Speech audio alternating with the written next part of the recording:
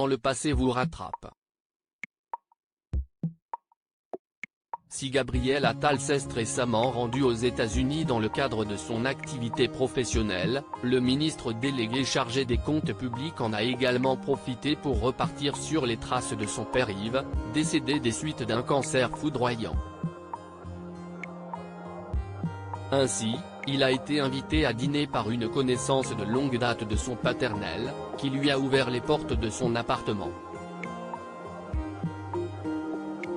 L'un de ses amis d'enfance, qui habite Washington, a appris que j'y faisais un déplacement officiel et m'a gentiment invité à dîner, a raconté l'ancien porte-parole du gouvernement dans un texte publié sur Instagram.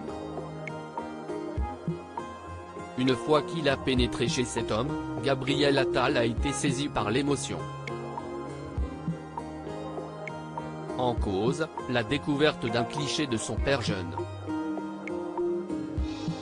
Quand la découverte d'une photo vous bouleverse et vous plonge dans une forme de joyeuse mélancolie. Voici un moment fort de mon déplacement à Washington que je ne vous avais pas encore partagé. Mon père est décédé brutalement il y a 7 ans, a-t-il raconté. Dans l'entrée de son appartement, de son hôte, note de la rédaction, je découvre, accrochée au mur, une photo de mon père jeune que je n'avais jamais vue. Il est à droite sur la photo. J'ai très peu de photos de lui jeune, a expliqué l'homme politique de 33 ans.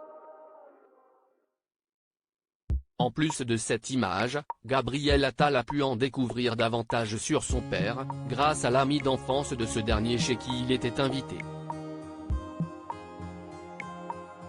Je ne connais pas d'émotion plus intense que celle de découvrir des images de lui, d'entendre ceux qui l'ont connu me parler de sa jeunesse.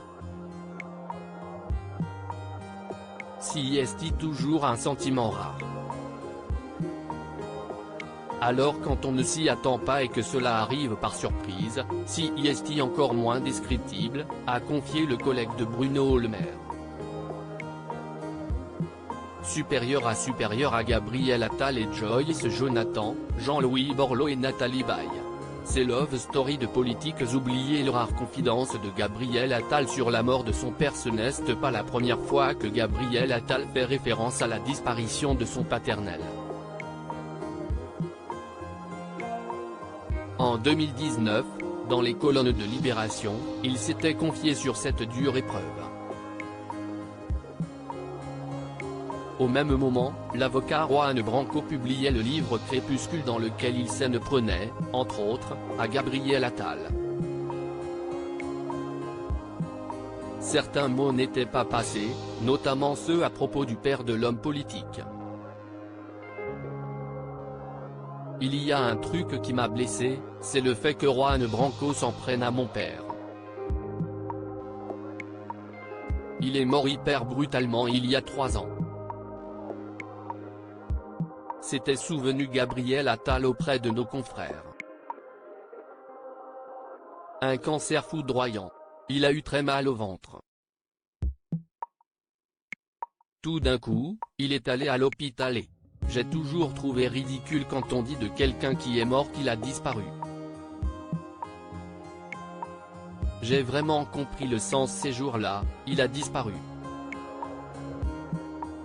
Dire des saloperies sur lui, dire que j'étais soulagé de sa mort pour vivre mon homosexualité, c'est... avait-il déclaré à l'époque. Malgré les différends qu'ils ont pu avoir, Yves Attal a conservé une place de choix dans le cœur de son fils. Crédit photo, best image.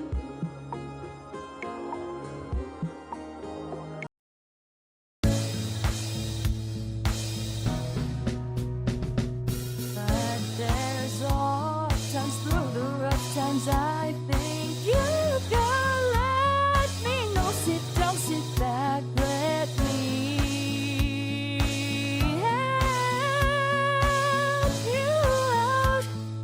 The step I gotta seek, so I see you out there's on your